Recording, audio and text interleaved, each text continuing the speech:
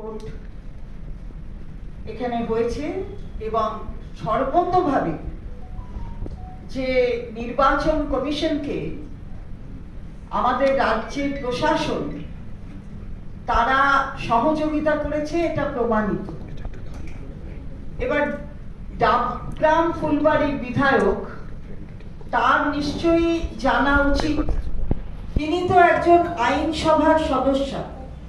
সুতরাং এই ক্ষেত্রে নির্বাচন কমিশনের বিধি কি বলে সে সম্পর্কে সচেতনতা থাকা দরকার। তিনি বিধায়ক হতে পারেন, কিন্তু একজন বিধায়কের বিধানসভার যত্রতত্র যাওয়ার কোনো অধিকার কিন্তু থাকে না। নির্বাচনের সময় তিনি যদি বুথে ঢুকতে চান, সেই বুথে ঢোকার পারমিশন কিন্তু নেই।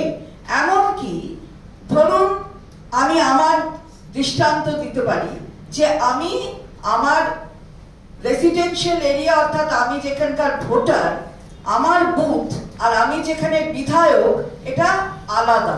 তো আমি কি বিধায়ক হিসাবে আমার বুথের থেকে বাইরে গিয়ে আমার বিধানসভায় ঘুরে বেড়াতে পারি? এটা কি বিধি?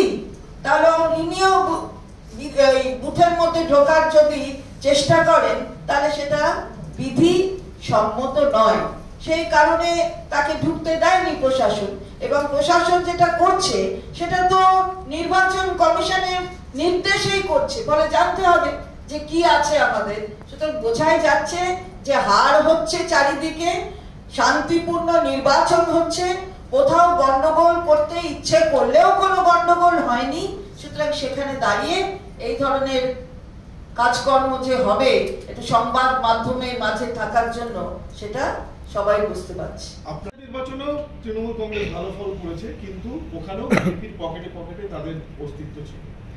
আজকে তিনটে নির্বাচন থেকে আপনারা এত আত্মবিশ্বাসী, আপনারা শশীবাজা বললেন আমরা জিতছি, নিশ্চিত করে খাচ্ছেন, আপনি বলছেন, কোথা থেকে কি ফিডব্যাক পাচ্ছেন যে জন্য তৃণমূল? যত দিন যাচ্ছে তত মানুষ বুঝতে পারছে এই যে মিথ্যা প্রতিশ্রুতির বন্যা, এই যে শুধুমাত্র গ্যারেন্টি, এই গ্যারেন্টি মুখের গ্যারেন্টি, আসলে কাজের গ্যারেন্টি নয়।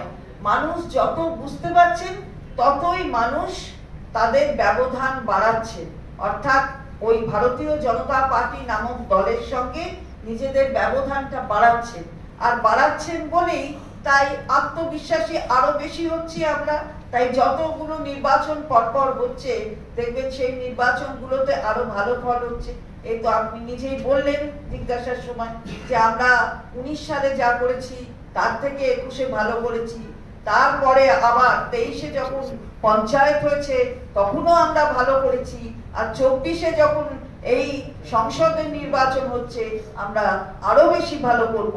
সুতরাং যারা মানুষের জন্য কিছু করে না, বাংলাকে বঞ্চিত রাখে, নিজেদের স্বার্থ সিদ্ধির জন্য রাজনৈতিক কারণে তাদের বর্জন করছে বাংলা, এটা তার প্রমাণ। বিজেপিও